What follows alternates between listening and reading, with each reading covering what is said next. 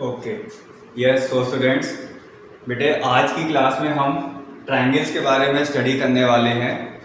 Triangles class 10th का एक बहुत ही इंटरेस्टिंग चैप्टर है बेटा। Most important and most interesting chapter, because इसके जो कॉन्सेप्ट्स हैं बेटे, इसके कॉन्सेप्ट्स काफ़ी चैप्टर्स में यूज़ होंगे। सो इस चैप्टर के बेसिक को हम बहुत अच्छे से समझेंगे। तो इस वीडियो में मैं इस चैप्टर का शुरू का थोड़ा बेसिक समझाऊंगा, देन आफ्टर हम इस चैप्टर को स्टार्ट करेंगे। तो ये हमारा क्लास 10th का है, सीबीएसई बोर्ड का,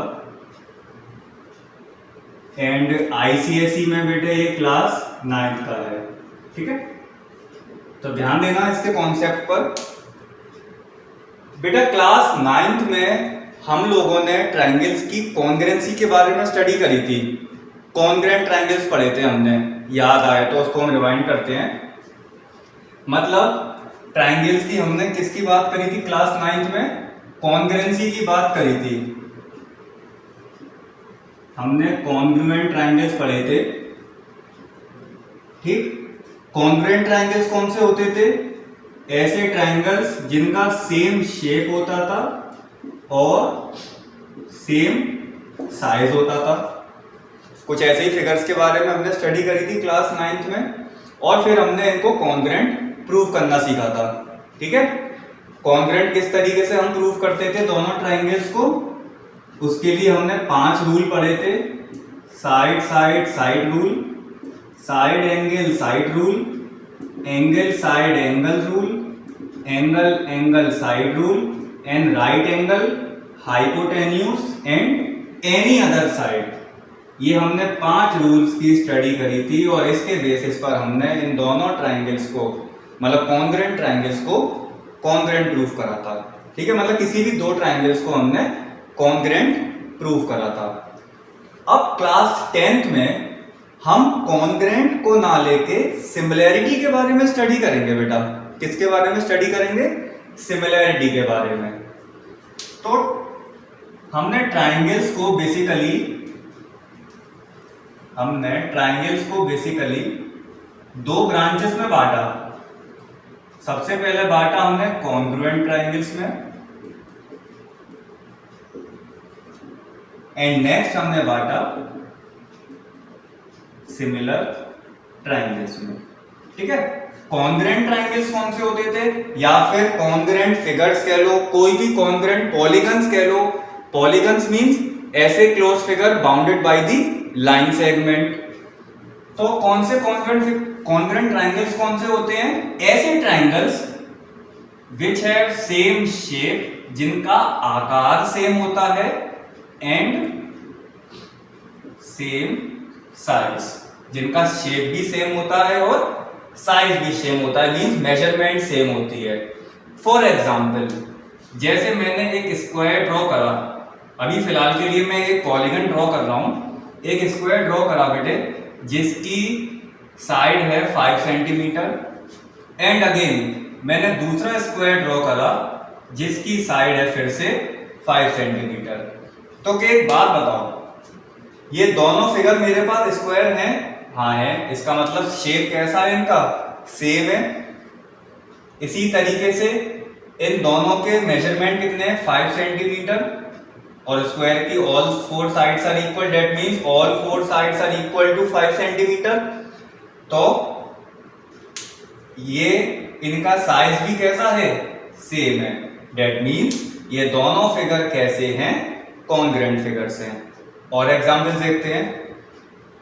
जैसे मैंने एक सर्कल बनाया जिसका रेडियस है 3 सेंटीमीटर, ठीक, and again with centre O, and again मैंने दूसरा सर्कल बनाया जिसका सेंटर है O डैश, और इसकी रेडियस है अगेन 3 सेंटीमीटर। अब बताओ क्या ये दोनों सर्कल्स कॉन्ग्रुएंट हैं? हाँ है। क्यों? क्योंकि इनका शेप कैसा है? सेम है, दोनों सर्कल्स हैं, और साइज भी कैसा है इनका? इक्वल है। ठीक है, लेकिन यहां हमें स्टडी किसकी करनी है? ट्रायंगल्स की। तो हमने 2 ट्रायंगल्स बनाए। मान लो एक की साइड है 3, 4, 5 सेंटीमीटर, एंड दूसरा ट्राइंगल बनाया मैंने जिसकी साइड है फॉर एग्जाम्पल 3, 4 एंड 5 सेंटीमीटर। तो क्या ये दोनों ट्राइंगल्स कॉन्ग्रुएंट हैं? हाँ है। क्यों? क्योंकि शेप तो इनका कैसा है? सेम है, लेकिन इनका साइज कैसा है? साइज भी सेम है। ये वाली साइड जैसे ए बी सी, ये पी क्यू आर, तो आप कहोगे सर ए बी की जो साइड है वो 3 सेंटीमीटर है, पी क्यू की भी साइड कितनी है? 3 सेंटीमीटर। सिमिलरली बी सी की साइड कितनी है? 5, क्यू आर की साइड 5, ए सी की मेजरमेंट कितनी है? 4 और पी आर की मेजरमेंट कितनी है? इसकी भी 4 है। डेट मीन्स दोनों फिगर कैसे हो गए? सेम शेप के हो गए, सेम साइज के हो गए। डेट मीन्स दोनों फिगर कैसे हो गए? कॉन्ग्रुएंट फिगर्स हो गए। कैसे फिगर्स हो गए? कॉन्ग्रुएंट फिगर्स हो गए। और ये वाला सिंबल किसका होता है? कॉन्ग्रुएंसी का। ये हमने क्लास 9th में सीखा था बेटा। अब क्लास 10th में हमें स्टडी किसकी करनी है? सिमिलर ट्राइंगल्स की। सिमिलर क्या मतलब होता है इसका? Similar figures are those figures बेटा विच हैव सेम शेप, जिनका आकार तो सेम रहता है बट डिफर इन साइज, जिनका साइज कैसा रहता है? डिफरेंट रहता है। क्या मतलब है इसका? देखते हैं।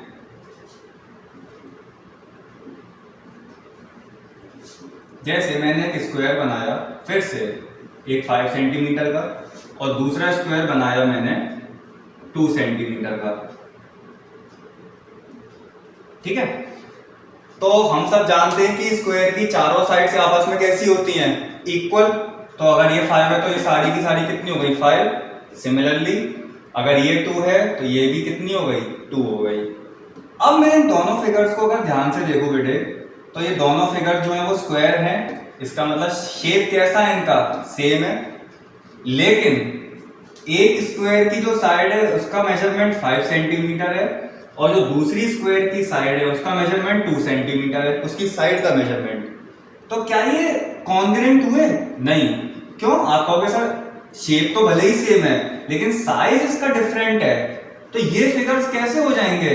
तो आंसर है ऐसे फिगर्स कहलाते हैं हमारे सिमिलर फिगर्स। कैसे फिगर्स कहलाते हैं? Similar figure which have same shape but different in size. Clear हुई ये बात? और एग्जांपल्स देखते हैं। जैसे अब मैं ट्रायंगल बनाऊं, एक ट्रायंगल बनाया मैंने ये, और एक ट्रायंगल बनाया मैंने ये, दोनों में क्या डिफरेंस है?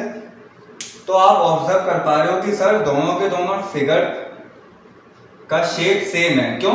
ये भी ट्रायंगल है, ये भी ट्रायंगल है, लेकिन ये बड़ा है, ये छोटा है। इसका मतलब इसका साइज बड़ा है, इसका साइज छोटा है ना? लेकिन है तो ट्रायंगल्स ना। तो ये दोनों फिगर्स कैसे हो गए? सिमिलर फिगर्स हो गए। कैसे फिगर्स हो गए? सिमिलर फिगर हो गए। तो हमें through out the chapter in similarity की ही बात करनी है। किसकी बात करनी है हमें? सिमिलर ट्रायंगल्स की। ठीक है बेटे? तो सिमिलर फिगर्स कौन से हुए? सिमिलर फिगर्स या similar triangles are those which have same shape but different in size. इतनी बात सबको क्लियर हुई? ओके।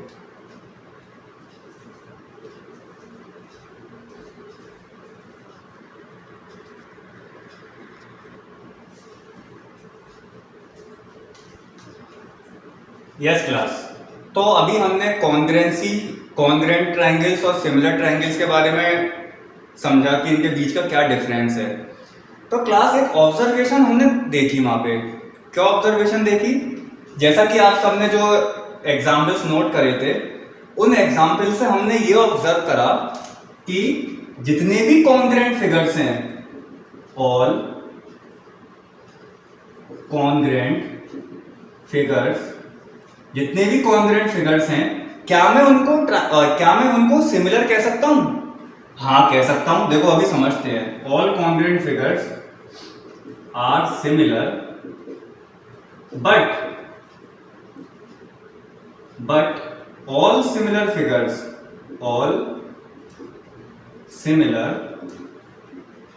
फिगर्स नीड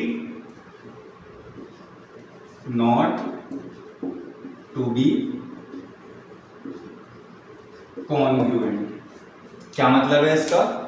बेटे जितने भी कॉन्ग्रुएंट फिगर्स होंगे, मतलब ऐसे फिगर्स जिनका सेम शेप होगा और सेम साइज होगा, वो फिगर्स कॉन्ग्रुएंट तो हो सकते हैं और ये फिगर्स सिमिलर भी हो सकते हैं। क्यों? क्योंकि इनका शेप तो सेम है ना, शेप तो इनका सेम है। बट जितने भी सिमिलर फिगर्स होंगे, मींस जितने भी सिमिलर फिगर होंगे, सिमिलर फिगर का मतलब है ऐसे फिगर जिनका सेम शेप होगा but different differ in size, ये फिगर्स कॉन्ग्रुएंट नहीं कहलाएंगे। क्यों? क्योंकि शेप तो सेम है लेकिन साइज इनका डिफरेंट है, तो इसीलिए ये फिगर कॉन्ग्रुएंट नहीं कहलाएंगे। इस कंडीशन के फिगर्स हमारे सिमिलर हो सकते हैं क्योंकि इनका शेप सेम है, एक चीज तो सेम है, लेकिन इस कंडीशन के फिगर्स हमारे कॉन्ग्रुएंट नहीं हो सकते, सिमिलर तो होंगे ही होंगे। क्लियर हुई है बात? इसके मैंने एग्जाम्पल्स लिखवाए थे, आप ऑब्जर्व कर सकते हो उन चीजों को। ठीक है, तो एक ऑब्जर्वेशन हमने ये निकाली और इसको सब नोट करेंगे कि all congruent figures are similar. जितने भी कॉन्ग्रुएंट फिगर्स होते हैं वो सिमिलर तो होंगे ही होंगे क्योंकि उनका शेप तो सेम है, लेकिन जितने भी सिमिलर फिगर होंगे ऐसा जरूरी नहीं है कि वो कॉन्ग्रुएंट हो ही हो। क्यों? क्योंकि उनका शेप भले ही सेम है, साइज थोड़ी नहीं सेम है, और कॉन्ग्रुएंट में तो दोनों चीज इक्वल होनी चाहिए। ठीक है ना बेटे? तो यहां तक कोई दिक्कत नहीं आनी चाहिए किसी को। ठीक, अब हम स्टडी करते हैं सिमिलैरिटी ऑफ ट्राइंगल्स के बारे में कि दो ट्राइंगल्स आपस में सिमिलर कब होंगे। दो ट्राइंगल्स आपस में सिमिलर कब होंगे? तो आप कहोगे कि सर या तो उनका शेप सेम हो, मतलब दो ट्राइंगल सिमिलर कब होंगे? जब उनका शेप सेम होगा, डिफरेंट इन साइज होंगे। लेकिन इसके लिए दो कंडीशन निकाली गई हैं। क्या कंडीशन निकाली गई हैं? पढ़ते हैं कि two triangles are similar if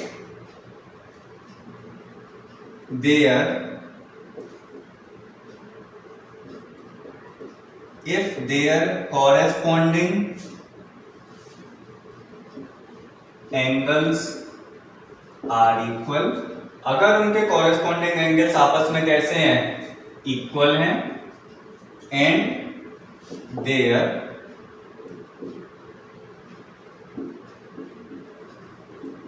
corresponding sides are in the same ratio. Sir ये एक नई चीज आ गई हमारे लिए, अभी हमें समझ में नहीं आया होगा, कोई बात नहीं है। अभी इतना ध्यान दो कि टू ट्राइंगल्स आर सिमिलर, दो ट्राइंगल्स आपस में सिमिलर तब होंगे जब उनके कॉरेस्पॉन्डिंग एंगल्स आपस में इक्वल होंगे और उनकी जो कॉरेस्पॉन्डिंग साइड्स होंगी वो उनका जो रेशियो होगा वो कैसा होगा? सेम होगा। क्या मतलब है इसका?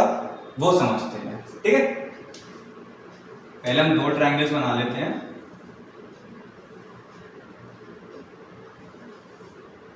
एक बहुत ही इंपॉर्टेंट कॉन्सेप्ट चल रहा है बेटा, है ना। मान लो एक ट्रायंगल है ABC और दूसरा ट्रायंगल है PQR। ठीक है, मैं अभी कह रहा हूं कि ये दोनों फिगर आपस में, दोनों ट्रायंगल्स सिमिलर हैं, तो इनके जो कॉरेस्पॉन्डिंग एंगल्स हैं, मींस एंगल A जो है, मैं अपनी तरफ से कह रहा हूं कि एंगल A जो है वो एंगल P के बराबर है, एंगल B जो है वो एंगल Q के बराबर है, और एंगल C जो है वो एंगल R के बराबर है। ठीक है, ये मैंने कह दी क्या कि एंगल A एंगल P के बराबर है, एंगल B एंगल Q के बराबर है, ये मैंने सिंबल स्पेशली बनाए हैं, और एंगल C जो है वो एंगल R के इक्वल है। ठीक है, तो एक ये वही करस्पॉन्डिंग एंगल्स आर इक्वल, क्यों मैंने कह दी पहले से दोनों ट्रायंगल आपस में कैसे हैं, सिमिलर है। अब इनकी करस्पॉन्डिंग साइड्स का रेशियो का क्या मतलब है कि इनकी करस्पॉन्डिंग साइड्स का रेशियो आपस में इक्वल होगा। बेटा एक बात बताओ, कोई भी चीज अगर हमें रेशियो में लिखनी होती है तो हम उसको कैसे लिखते हैं? जैसे मैं आपसे कहूं कि हमें एप्पल और बनाना को रेशियो में लिखना है, so how we will write that apple and banana in the ratio? Apple ratio banana. अब इनको फ्रैक्शन की फॉर्म में लिखो, तो हम सीख के आए हैं क्लास 7th में कि फ्रैक्शन की फॉर्म में सर हम ऐसे लिखते हैं a/b, ये करते हैं। इसी तरीके से हमें साइड्स के रेशियो को लिखना है और फिर उनको फ्रैक्शन में लिखना है, तो हम रेशियो में ना लिख के इस तरीके से लिख देते हैं, तो ये भी तो एक रेशियो कहलाता है, तो आंसर है कहलाता है। देखो अब कॉरेस्पॉन्डिंग साइड्स का क्या मतलब है, सबसे इंपॉर्टेंट चीज आइडेंटिफाई करने की, देखना एंगल ए एंगल पी के बराबर है, ठीक, एंगल बी एंगल क्यू के बराबर है, तो इन दोनों के बीच की जो साइड होगी ये वाली, ये कैसी साइड्स हैं, ये कॉरेस्पॉन्डिंग साइड्स हैं। कैसी साइड्स हैं? कॉरेस्पॉन्डिंग मींस इनका जो सॉरी इनकी जो रिलेटिव पोजीशन है, मींस इनकी जो पोजीशन है वो बिल्कुल कैसी है, सेम है। यही मतलब होता है कॉरेस्पॉन्डिंग का, जिनकी रिलेटिव पोजीशन सेम होती है। मींस इस वाले एंगल और इस वाले एंगल के बीच में जो साइड बन रही है वो कैसी है, आपस में इक्वल है। क्यों इक्वल है? क्योंकि ये वाला एंगल इसके बराबर है और ये एंगल इसके बराबर है। फाइंड करने का पहला तरीका, एक साइड का हमने रेशियो निकाला, मींस AB/PQ, ये बात डाइजेस्ट हुई सबको। दूसरी एक साइड निकालते हैं, देखो अब एंगल बी एंगल सी के बराबर है, वो sorry angle B angle Q के बराबर है और एंगल सी किसके बराबर है, एंगल आर के। डेट मीन्स BC और QR का रेशियो बन जाएगा, क्योंकि ये वाला एंगल अगर इसके बराबर है, ये एंगल इसके बराबर है, तो इनके साइड आपस में कैसी हो गई, इन दोनों एंगल्स के बीच की साइड आपस में कैसी हो गई, रेशियो में हो गई। तो हमने इनको किस में लिख दिया, फ्रैक्शन में लिख दिया, मतलब ये भी रेशियो ही है एक तरीके का, BC/QR। अब तीसरा फाइंड करो, मैं ये नहीं कह रहा इक्वल है, मैंने खाली सिंबल लगाए हैं हिंट के लिए, ये इक्वल नहीं है साइड, ये रेशियो में है बेटा, ठीक है। अब एंगल ए एंगल पी के बराबर, एंगल सी एंगल आर के बराबर, तो ए वाली साइड और ए वाली साइड का रेशियो आपस में इक्वल होगा, मतलब इनका रेशियो हम ऐसे लिखेंगे AC, या फिर आप लिख सकते हो AC लिख लो या CL लिख लो, एक ही बात है, AC/PR। इस तरीके से बेटे हम दो सिमिलर ट्राइंगल्स के साइड्स का मींस कॉरेस्पॉन्डिंग साइड्स का रेशियो लिखते हैं, इस तरीके से। एक बार फिर से, दो ट्राइंगल्स अगर आपस में सिमिलर हैं तो हम ये कहेंगे कि सर उनकी कॉरेस्पॉन्डिंग एंगल्स आपस में इक्वल होंगे और उनकी कॉरेस्पॉन्डिंग साइड्स का रेशियो आपस में कैसा होगा, सेम होगा।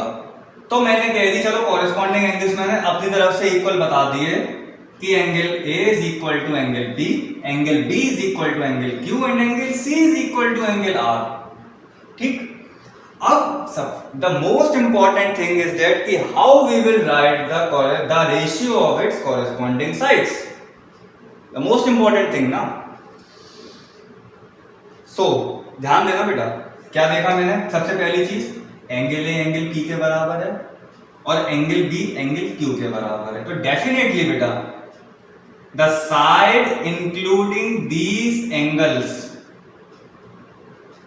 इन दोनों एंगल्स के जो बीच की साइड है, और ये एंगल किसके बराबर है, इसके ये वाला एंगल किसके बराबर है, क्यू के, तो ये वाली साइड और ये वाली साइड का रेशियो, ठीक।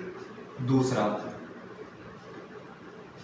एंगल बी एंगल क्यू के बराबर, एंगल सी एंगल आर के बराबर, तो BC किसके इक्वल, क्यू आर के equal, BC/QR। Similarly angle A angle P के बराबर, एंगल सी एंगल आर के बराबर, तो AC/PR पी आर का क्या बन गया, रेशियो बन गया। इस तरीके से हम दो सिमिलर ट्राइंगल्स के कॉरेस्पॉन्डिंग साइड्स का रेशियो लेते हैं। तरीका समझ में आया? ये हमें प्रैक्टिस से ही आएगा बेटा। अब एक चीज और बताना भूल गया मैं, जैसे कॉन्ग्रुएंसी में क्लास 9 में जो हमने कॉन्ग्रुएंट ट्राइंगल्स पढ़े थे, तो वहां पे फिगर होता था कॉन्ग्रुएंसी का ये वाला, या फिर ये वाला भी होता था। लेकिन क्लास 10th में सिमिलैरिटी का एक बड़ा बढ़िया फिगर है, बड़ा बढ़िया सिंबल है सिमिलैरिटी का, वो है हमारा सिर्फ ये दिस वन। अगर आप कहोगे कि ये दोनों ट्राइंगल पहले से ही सिमिलर हैं, अगर मैं कह रहा हूं ट्राइंगल फॉर एग्जांपल, अभी इसको मत मानना, triangle ABC is similar to triangle PQR, तो हम कैसे लिखेंगे, triangle ABC is similar to triangle PQR. ये सिमिलैरिटी का सिंबल होता है, ठीक है। अच्छा,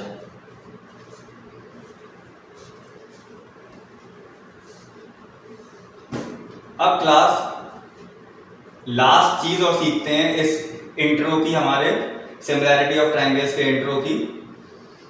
हाउ टू नेम दैट कि टू ट्राइंगल्स आर सिमिलर। हम कैसे नेमिंग करेंगे कि दो ट्राइंगल आपस में सिमिलर हैं, तो उनके नेम कैसे लिखेंगे।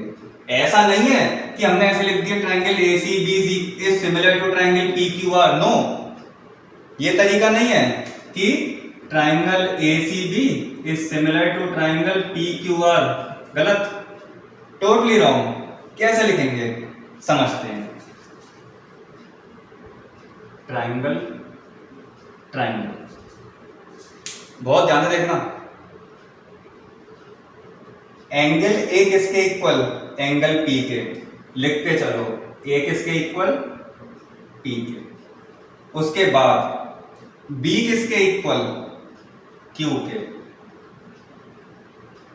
बिल्कुल पोजीशन बराबर चलनी चाहिए, ठीक। सी किसके इक्वल, आर के इक्वल। अब हम कह सकते हैं triangle ABC similar to triangle PQR. Match करने का तरीका, एंगल ए एंगल पी के बराबर है, हाँ है, इनकी पोजीशन बिल्कुल सेम है। एंगल बी एंगल क्यू के बराबर है, हाँ है, पोजीशन बिल्कुल सेम है। एंगल सी एंगल आर के इक्वल है, हाँ है, इनकी पोजीशन सेम है। अब इनकी कॉरेस्पॉन्डिंग साइड्स की रेशियो देखो, A B upon P Q आ रहा है बिल्कुल equal, B C upon Q R बिल्कुल इक्वल आ रहा है, पोजीशन बिल्कुल सेम आ रही है, ठीक बेटे। अब ए सी अपॉन पी आर बिल्कुल बराबर आ रही है। इस तरीके से हम दो सिमिलर ट्राइंगल्स की क्या करते हैं, नेमिंग करते हैं। चेक करते हुए चलते हैं कौन सी चीज किसके क्या है, इक्वल है, उसी के अकॉर्डिंग हम इसका नेमिंग करते हैं। अब देखो, इसका जरूरी नेमिंग इसी तरीके से हो, इसकी नेमिंग हम और भी तरीके से कर सकते हैं। देखो, मैं एक नेमिंग करके बता रहा हूं, आप वेरीफाई करना कि वो सही है कि नहीं है।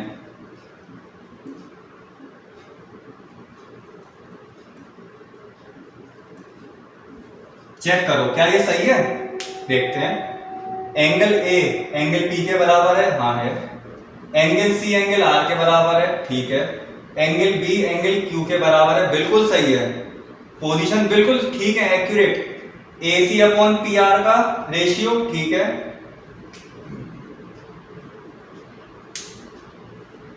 BC अपॉन क्यू आर का रेशियो बिल्कुल सही है। BC या CB अपॉन क्यू आर का रेशियो बिल्कुल ठीक है। AB अपॉन PQ का रेशियो बिल्कुल ओके है। इसका मतलब है नेमिंग कैसी है, बिल्कुल ठीक है। एक नेमिंग और लिख रहा हूं मैं ट्रायंगल की, इसको यहां लिख देते हैं।